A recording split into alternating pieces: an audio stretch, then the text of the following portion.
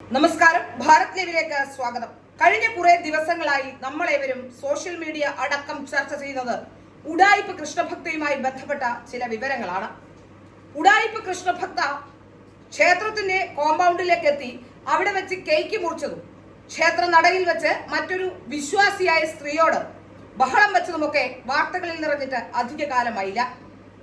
ഏതായാലും അതുമായി ബന്ധപ്പെട്ട് ഹൈന്ദവ സമൂഹത്തിലെ ഒരു വിഭാഗം വളരെ ശക്തമായി രംഗത്ത് വരികയും അവർക്കെതിരെ ആരോപണം ഉന്നയിക്കുകയും ചെയ്തിരുന്നു.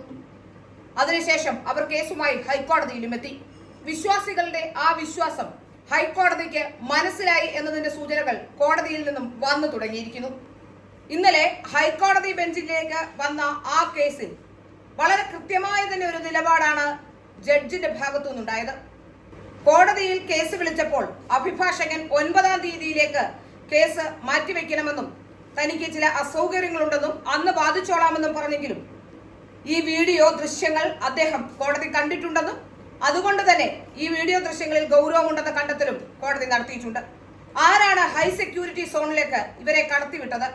ഡയറ്റിക് ഇല്ലാത്ത എന്ത് അവകാശമാണ് ഇവിടെ VIP കൾക്കുള്ളത് എന്ന് അദ്ദേഹം ചോദിച്ചു. ഏതായാലും ക്ഷേത്രനടയിലേക്ക് എത്തുകയും അവിടുത്തെ ശ്രീകോവിലടക്കം റീൽസിന് വേണ്ടി ചിത്രീകരിക്കുകയും ചെയ്ത ഇവർക്ക് ഇനി ക്ഷേത്രത്തിലേക്ക് കയറണോ വേണ്ടയോ, അല്ലെങ്കിൽ ക്ഷേത്രനടയിലേക്ക് എത്താൻ കഴിയുമോ എന്നുള്ളത് കോടതി തീരുമാനിക്കേണ്ട വിഷയമാണ്. കോടതി ഗൗരവത്തോടെ തന്നെയാണ് ഈ വിഷയങ്ങളെ കാണുന്നത്. ഹൈന്ദവ സമൂഹം ഇവരെ കുറ്റപ്പെടുത്തുന്നതിന് 2 കാരണങ്ങളാണ് അവർ പറയുന്നത്. അവർ ഇത്രയും കാലം കാണിച്ചു കൂട്ടിയിട്ടുള്ള അവരുടെ ക്രിമിനൽ കാരണങ്ങൾ, അതായത് അവർ വളരെ ക്രിമിനലായ ഒരാളാണ് എന്ന് സമൂഹത്തിന് ഇപ്പോൾ ബോധ്യം വന്നിരിക്കുന്നു. ഏതാണ്ട് 18ഓളം കേസുകൾ നൽകുകയും ഒന്നിലധികം ബലാത്സംഗ പരാതികളും പീഡന ശ്രമങ്ങളും ഒക്കെയായി അവർ കഴിഞ്ഞ കുറെ നാളുകളായി അവർ ഏതാണ്ട് 18ഓളം കേസുകൾ, ആ കേസിൽ വ്യാജ പരാതികൾ നൽകുകയും അത്തരത്തിലുള്ള പരാതികൾ പിന്നീട് കോടതിക്ക് പുറത്തുവെച്ച് സെറ്റിൽ ചെയ്യുകയും ചെയ്യുകയായിരുന്നു. ഇത്തരത്തിൽ തീർപ്പാക്കിയ പല കേസുകളുമുണ്ട്. കോടതിയിൽ തന്നെ അവരത് സമ്മതിച്ചിട്ടുമുണ്ട്. കാരണം കോടതിയിലെത്തിയ ഒരു ബലാത്സംഗ പരാതിയിൽ അവർ പറഞ്ഞിരിക്കുന്നത് അച്ഛൻ കള്ളു കുടിച്ച ശേഷം നൽകിയ പരാതിയാണ്, അതുകൊണ്ടാണ് ആ കേസ് ഒത്തുതീർപ്പിലേക്ക് പോയത് എന്നാണ്. ഏതായാലും ഒരു കാര്യം വ്യക്തമാണ്, ഇവർ ശുദ്ധ തട്ടിപ്പുകാരിയാണ്. ഇത് നിരവധി തവണ നിരവധി സോഷ്യൽ മീഡിയ ആക്ടിവിസ്റ്റുകൾ അടക്കം പുറത്തു പറയുന്ന സ്ഥിതി ഉണ്ടായി. അതോടുകൂടിയാണ് ഇവരുടെ ക്രിമിനൽ കോൺസ്പിറസി അടക്കമുള്ള കാര്യങ്ങൾ പുറത്തു വന്നത്. ഇവർ ഹൈന്ദവ ക്ഷേത്രങ്ങളെ ലക്ഷ്യമിട്ടുകൊണ്ട് വരുന്നു എന്നതിനെ വളരെ ഗൗരവത്തോടെ തന്നെ കാണേണ്ടതാണ്. ഇവരുടെ ലക്ഷ്യം എന്താണ് എന്നതിനെ സംബന്ധിച്ചുള്ള ചില ചോദ്യങ്ങളും സമൂഹത്തിൽ ഉയരുന്നുണ്ട്. വെറും ഒരു കച്ചവട താല്പര്യത്തിനപ്പുറം മറ്റെന്തെങ്കിലും താല്പര്യം ഇവരുടെ വരവിനുണ്ടോ എന്നും കേന്ദ്ര അന്വേഷണ ഏജൻസികൾക്ക് പരാതി നൽകുമെന്നുമൊക്കെ അറിയിച്ചിരിക്കുകയാണ് സോഷ്യൽ മീഡിയ ആക്ടിവിസ്റ്റുകളിൽ പലരും. ഏതായാലും ഇതുമായി ബന്ധപ്പെട്ട അന്വേഷണം ഗൗരവകരമായി തന്നെ നടക്കണം. കേവലം ഒരു റീൽസിന് വേണ്ടിയോ ഒരു ബിസിനസ് താല്പര്യത്തിനോ വേണ്ടി മാത്രമാണ് ഇവർ ഗുരുവായൂർ ക്ഷേത്രത്തിലേക്കും RSS കാര്യാലയത്തിലേക്കും BJP നേതാക്കന്മാരുടെ അടുത്തേക്ക് എത്തിയതെന്നും വിശ്വസിക്കാൻ കഴിയില്ല. കാരണം കഴിഞ്ഞകാല പ്രവൃത്തികൾ തെളിയിക്കുന്നത് അങ്ങനെ തന്നെയാണ്.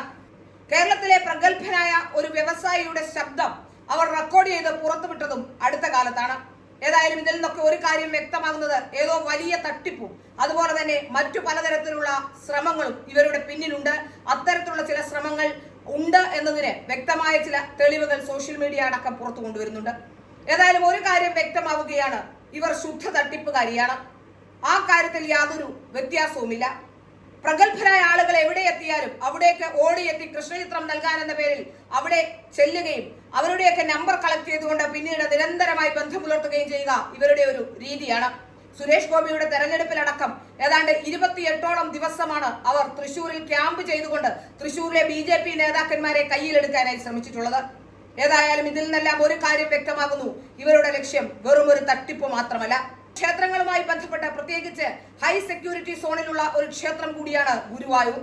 ആ ഗുരുവായൂർ നടക്കിലേക്ക് ഇങ്ങനെ ചില ആൾക്കാരെത്തുമ്പോൾ അത് സംശയത്തിന് വക നൽകുന്നത് തന്നെയാണ്. കൃഷ്ണചിത്രം മാത്രം വരയ്ക്കാൻ അറിയാമെന്ന് അവകാശപ്പെടുന്ന ഇവർ 2016-ൽ അത്തരത്തിലുള്ള ചില ട്രെയിനിങ്ങുകൾ നേടിയതായും സൂചനകളുണ്ട്. ഇവരുടെ മുൻകാല പ്രവർത്തികൾ വെച്ച് നോക്കുമ്പോൾ മനസ്സിലാകുന്നതും അതുതന്നെയാണ്.